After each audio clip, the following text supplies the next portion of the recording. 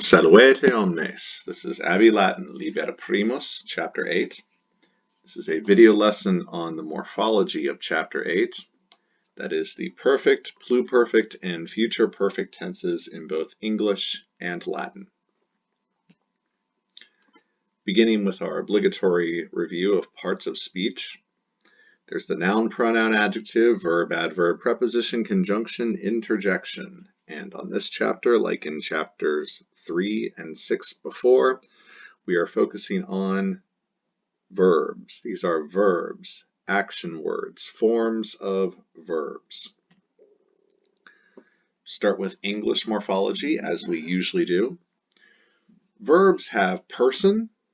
That tells us who is doing the action. We have first person, second person, or third person. Please look at the chart here. First person, second person, third person. Verbs have number. Number indicates how many first, second, third persons there are doing the action. Latin has singular and plural. So first person singular refers to I. Second person singular refers to you or thou. Third person singular refers to he, she, or it. First person plural refers to we. Second person plural refers to you, you plural, ye, or y'all. And third person plural refers to they, more than one, he, she, or it. Tense refers to time, when the action takes place, as in present tense. You also learned the imperfect tense and the future tense in chapter 6. Now we're going to add the last three tenses. In Latin, in English, the person and the number are shown by a subject pronoun, I, you, he, she, it, we, ye, they, which comes before the verb. So let's talk more about tense. In chapter 6, we further define tense as when, as time, the time the action of the verb taking place. The only tense you learned in chapter 3 was the present tense, or present time. That's when the action happens now. It is happening right now. In chapter 6, we picked up the imperfect and the future tenses. In the imperfect tense, the action of the verb was happening in the past. It's a past tense. Don't call it past tense, though. The imperfect refers to an action that was going on in the past, continuously, habitually, over and over again. The future tense will happen in the future. It shows a continuous action that will happen in the future. So you know a present, a past, that's the imperfect, and a future tense. So let's go ahead and look at this chart. This chart right here represents pretty much, not entirely, but pretty much the full range of the English verb. We can have actions which occur in the past, in the present, or in the future time. But not only that, past, present, and future, we also can show what's called aspect, or the quality of the action. How the action occurred in the past, the present, and the future. There are three different kinds of aspect, three different qualities of action. An action may be continuous, or it may be progressive. I've heard both words used. Continuous, ongoing, progressive. And an action that is continuous or ongoing in the past will sound like I was verbing. I kept on verbing. The action continuously, progressively was going on, but only in the past. And that is shown by the Latin imperfect tense. We recognize that as the imperfect, a continuous, progressive, ongoing action in the past. Let's jump to the present tense, an action that is ongoing, happening as a process, it's progressing. In the present sounds in English like I am verbing. It is happening right now. And that is shown by the Latin present tense. And in the future, a continuous or progressive action in the future, which will be happening, I will be verbing, a continuous ongoing action in the future, that is shown by the Latin future tense. In English, it sounds like I will be verbing. So if the action, the quality, the aspect of the action is ongoing or continuous in the past, in the present, or in the future, I was verbing, I am verbing, I will be verbing. This is shown by the imperfect, the present, and the future tense in Latin. And you know that. You already know that. You may not have seen it this way in this chart format, but you know that. Let's talk about a couple more aspects, a couple more qualities of actions. There is the punctual, or sometimes called the simple aspect, where the action was not ongoing. It wasn't a process. It wasn't continuous like it was up here, but the action just snap of the fingers. It just happened. It just happened. In the past, an action that just happened in the past, it wasn't ongoing or a process like the imperfect tense, but an action that snap of the fingers happened in the past sounds like in English, I verbed. ED, the second principal part of the English verb. So if you have the verb to give, I gave, not I gived. So I verbed. For weak verbs in English, that has ED. This is going to be shown by the Latin perfect tense, the perfect tense. We're learning that this chapter, perfect tense.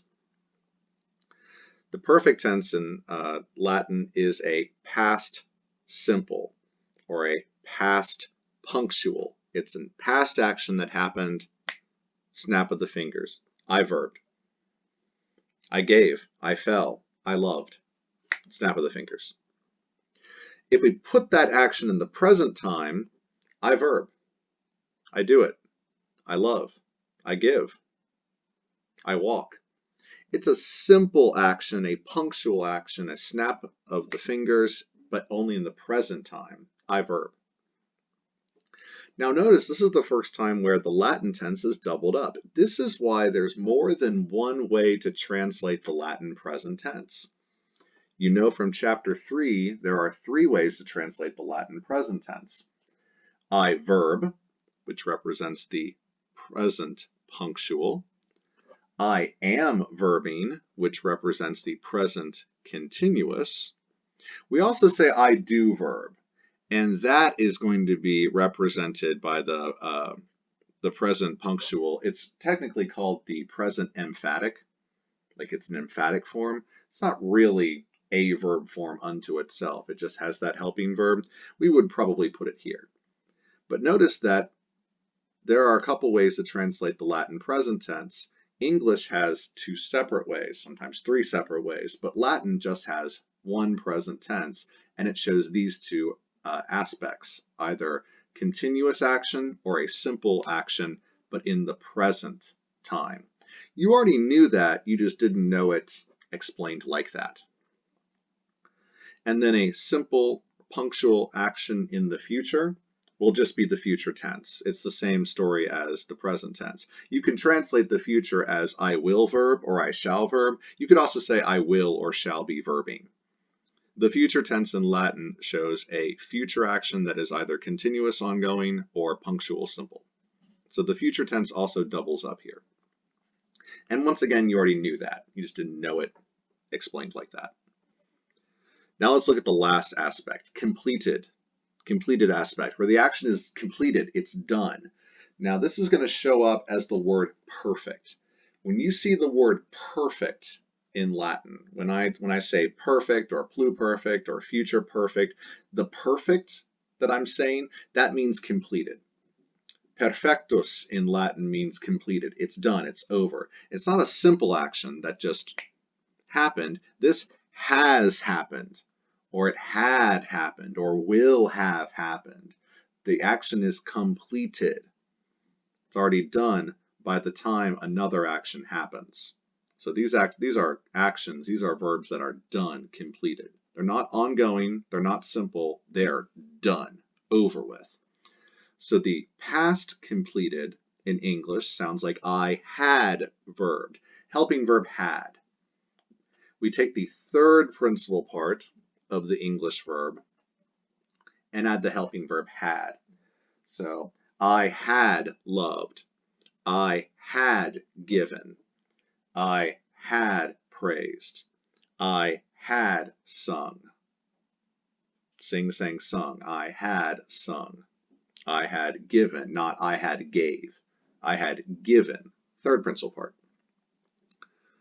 The present completed uses the helping verb has or have, like I have verbed. I have given, with once again the third principal part.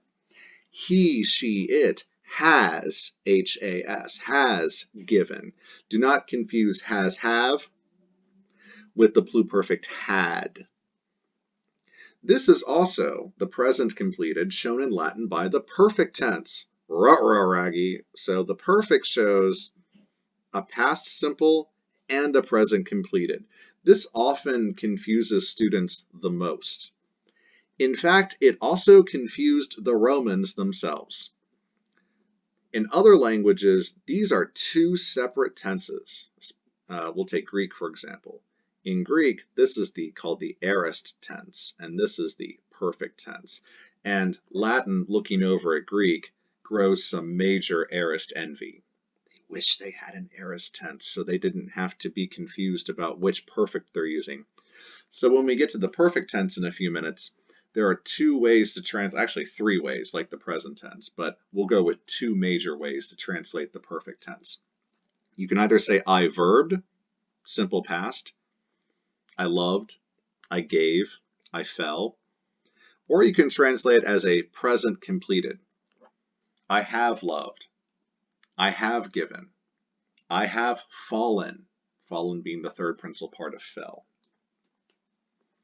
So perfect can be translated also using the helping verb, the past tense of do. So I did love, I did give, I did fall. And then the future completed, that's an action that will be in the future, but it will be completed in the future, and it will be completed before the future tense. What? I will have done something. I will have verbed. I will have loved. I will have given. So helping verbs, two of them, will and have, and then the third principal part. I will have fallen. I can hear you right now. You're saying, I never use this. I've never heard anyone say this tense. Yes, you have. All right, make sure you look at this chart. This chart is very important. We will be referring to this chart quite a bit. Let's talk about English's past simple tense, the past simple. So this guy right here, past simple or past punctual. The past simple tense in English, verb's second principal part with the appropriate subject pronoun. It indicates an action which happened, was completed in the past. It's over with, it's done. I loved, you loved, he, she, it loved, we loved, ye loved, they loved. So the subject pronoun, I, you, he, she, it, we, ye, they, and the second principal part of the English verb.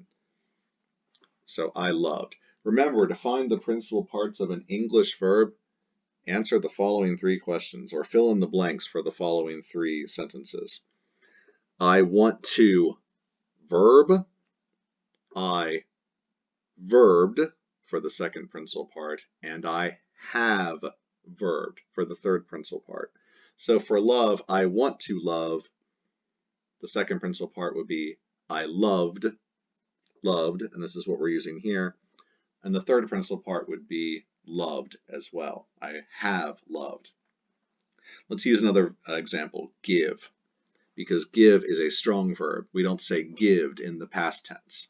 So the verb's first principal part is I want to give, it's give.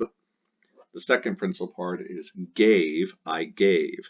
So to do English's past simple tense for the verb give, we would say I gave, you gave, he, she, it gave, we gave, ye gave, they gave. Don't say gived. English is past completed tense, the past completed tense, so this guy right here. We take the third principal part of the English verb, so loved, forgive, it's given, for fall, it's fallen, and we put the appropriate subject pronoun, and then after the subject pronoun, the helping verb had, and it's always had, it never changes, had. I had loved, you had loved, he, she, it had loved, we had loved, they or ye had loved, they had loved. Now the pluperfect tense, or this is the Latin pluperfect, English is past perfect tense, same thing. It indicates an action which happens before the past tense, before this simple past tense.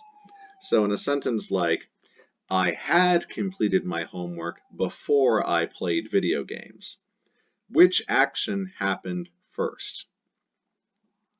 Well, obviously first you completed your homework, and then you could play some video games. But if you're talking about these actions happening in the past, like if I said, well, did you do your homework last night? Yes. Did you play video games? You could say, well, I had completed my homework before I played video games. I had done this. The past perfect shows an action which is perfect. It's completed. It's done. It's over with before the perfect tense happens, before the simple past happens. And then the future completed, English is future completed, which is this guy right here. The pluperfect, or the past completed, happens before the simple past. The present completed happens before the simple present. And by the same logic, the future completed will have happened before the future will happen, before the future tense will happen. So, same idea, I will have completed my homework before I will play video games. I can hear you right now. You're saying that's a sentence I would never utter in my life because obviously I do my video games first. But no, you do your homework first. But yeah, this is actually grammatically correct. I will have completed my homework before I will play video games. The future perfect, the future completed, shows an action which will have happened. It's completed and done before the future tense will happen. We use two helping verbs, will and have, and it's always will have. You could always say you shall have. Subject pronoun, will or shall, have, and then the third principal part of the verb. I will have loved, you will have loved, he, she, it will have loved, we will have loved, ye will have loved, they will have loved. Or you could say, if you want to use the verb give, I will have given, you will have given, he, she, it will have given, etc. I will have fallen, you will have fallen. I will have fallen before you will fall. I will fall before, future perfect. You will fall, future tense. All right, so that's English. Let's move on to Latin. So we talk about the difference between progressive and perfective tenses in Latin. And that's the difference between progressive, the continuous tenses, up here, these guys, in the past, present, future, the imperfect present and future, and perfective or completed tenses. So notice there's a contrast between imperfect present and future and the pluperfect, perfect, and future perfect. If you're wondering what about the simple tense, notice it's doubled up with another tense. So this guy doubles up here, this guy doubles up here, and this guy doubles up down here. So the imperfect is opposed to the pluperfect, the present is opposed to the perfect, and the future is opposed to the future perfect. And if you look at the principal parts, it looks so nice. It's divided up so elegantly. You know that the second principal part of a Latin verb, out of the four principal parts, the second principal part, you chop off the RE. This is the present stem. The present stem, in some grammars, is called the progressive stem, or the continuous action stem. This is the stem that it forms the base for the tenses that are the continuous or progressive aspect. So this is the base for your present tense, your imperfect tense, and your future tense. Actions which are ongoing or progressive in the present time, the imperfect time, and the future time. Now, you guys have been asking me about this. Let's go to the third principal part. What's that for? Well, here's what we do. We chop the I off the third principal part. This is the perfect stem, the perfect stem. This will be the base for tenses which are perfect, which are completed. Notice that each name of these tenses has the word perfect in it, and perfect means completed in Latin. So the perfect tense, the completed tense, the pluperfect, the more than completed tense, and the future perfect, the future completed, which corresponds, of course, to dupe, dupe, and dupe, as opposed to the imperfect, the present, and the future perfect with the future. So it works out rather nicely. The present and the perfect, the imperfect, the pluperfect, the future perfect. We're going to use the same personal endings when we conjugate these verbs in Latin. We may change a tense marker here and there, but the big difference between these tenses and these tenses is that these are the ongoing progressive tenses. They're formed from the second principal part, chop off the RE, and these guys, the completed action tenses, are formed from the third principal part, chop off the I. All right, here we go. Let's talk about that perfect tense. The Latin perfect tense is equivalent to the English's past simple.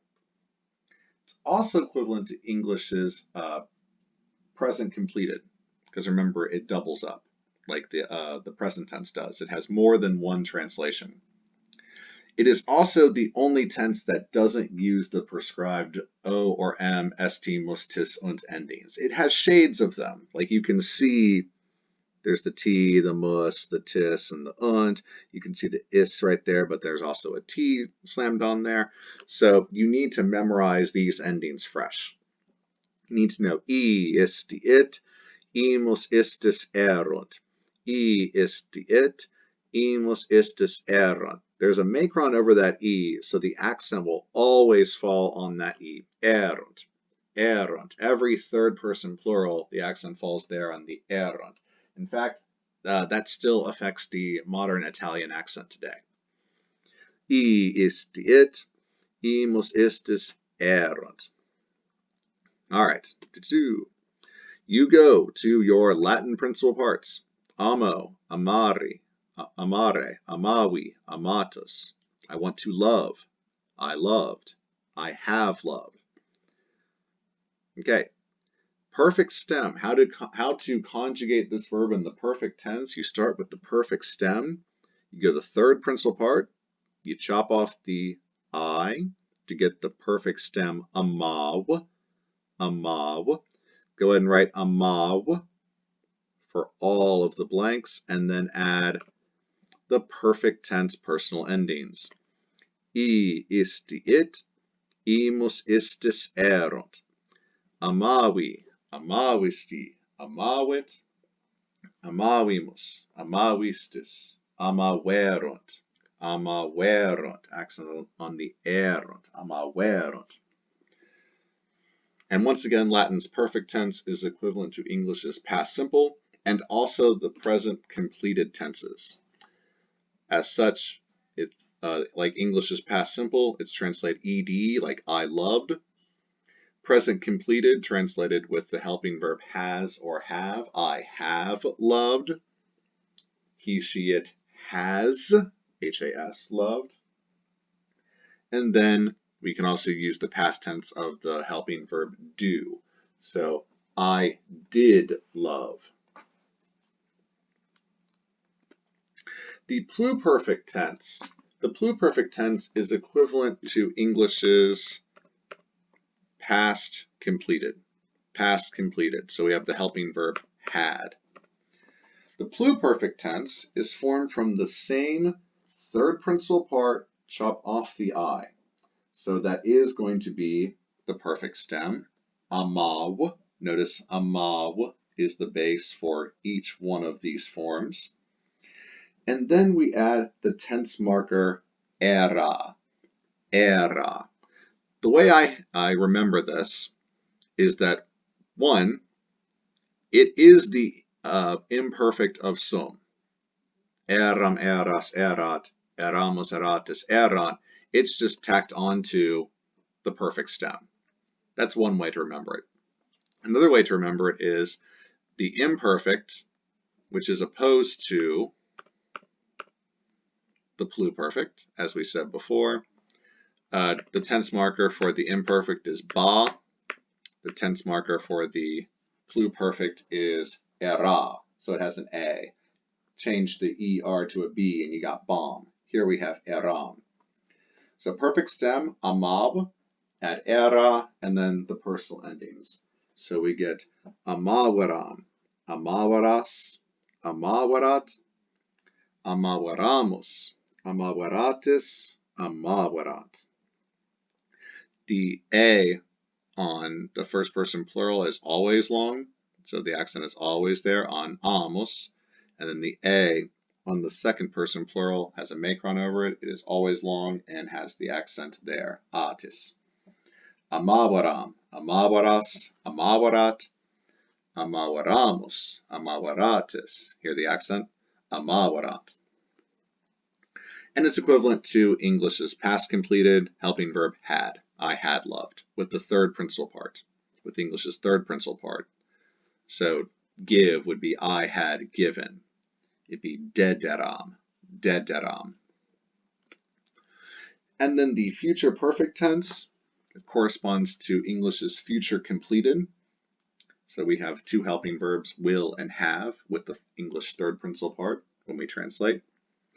Latin forms this by taking the same perfect stem, third principal part, chop off the I, we get amav. Then we add the tense marker ere. Ere. It looks very similar to the future tense of sum, which is ero, eris, erit, erimus, eritis, erunt. Erunt was the third plural, future of sum. However, third plural ending is erent. Watch that. Make sure you mark that. So ero, eris, erit, erimus, eritis, erent. It can't be erunt because then it would be the same as the third plural perfect tense, amaverunt. This is amaverent. Okay. I will have loved, you will have loved, he, she, it will have loved. You could also say shall have. And that's pretty much the 6 Latin tenses. The present tense, imperfect tense, future tense, and the perfect tense, pluperfect tense, and future perfect tense. Let's look at sum. Now you might be thinking, oh no, what's this going to look like? Sum esse fui futurus is an irregular verb. Oh no. Now the present of sum was sum es est. Sum was estis sunt. The imperfect of sum was eram, eras, erat. Eramus, eratis, erant. Those are the endings for the pluperfect. And the future of sum was ero, eris, erit. Erimus, eritis, erunt. And those are very similar to the future perfect endings. They're just on the perfect stem.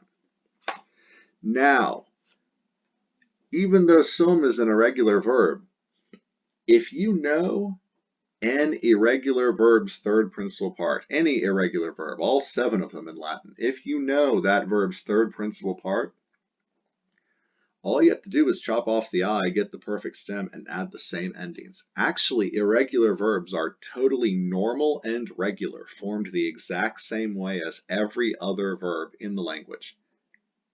Mostly. So, let's take a look. You have to know the principal part. Sum esse fui futurus. Take the third principal part, fui. Chop off the I. Perfect stem is fu. I pity him. That's going to be the base for the perfect, the pluperfect, and the future perfect tenses all the way throughout. And then you just add the appropriate endings. It's really easy. Foo, all the way through, and then add isti, it, imus, istis, era to get fui, fuisti, fuit, fuimus, fuistis, fuerunt. Now, how do you translate the perfect tense? Well, fui would be I was. You might be thinking, that sounds an awful lot like the imperfect eram, I was. Yes, but remember, the perfect tense is a completed action, whereas the imperfect is an ongoing action. Those are different wases. What? You could also translate the perfect tense as I have been. Fui, I have been. I once was this thing, but completed. It's done, it's over. I am now no longer this thing. Whereas the imperfect shows something that what I was something repeatedly ongoing in the past. The pluperfect, once again, the perfect stem is fu. Add the appropriate endings. Fueram, fueras, fuerat, fueramus, fueratis, fuerant. I had been. You had been. He, she, it had been. And then the future perfect, once again, the perfect stem is fu. And then add ero, eris, erit, erimus, eritis, erint. Fuero, fueris, fuerit, fuerimus, fueritis, fuerint. I will have been. You will have been. He, she, it will have been, etc. Optime. Make sure you review those endings. Make sure you also review the chart, the good chart, the big chart. It may help you in forming and translating these verb forms. Also, make sure you understand that the present stem, second principal part, chop off the RE. Present stem is the base for the present, the imperfect, and the future tenses. Third principal part, chop off the I. This is the perfect stem. It forms the base of the perfect, the pluperfect, and the future perfect tenses. Optime. Very well done. You are now ready to start tackling the exercises. Make sure you pay extra special close attention to how you form these verb forms. Optime, valete omnes.